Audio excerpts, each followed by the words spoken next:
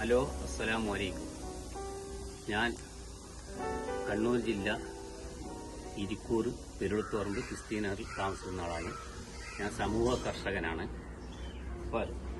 കുരുമുളക് കൃഷി, പശു, അതുപോലെ ആട്, കോഴി, കിഴങ്ങ്, അടക്ക, എല്ലാ കൃഷികളും, വായ, എല്ലാ കൃഷികളും ഉണ്ട്.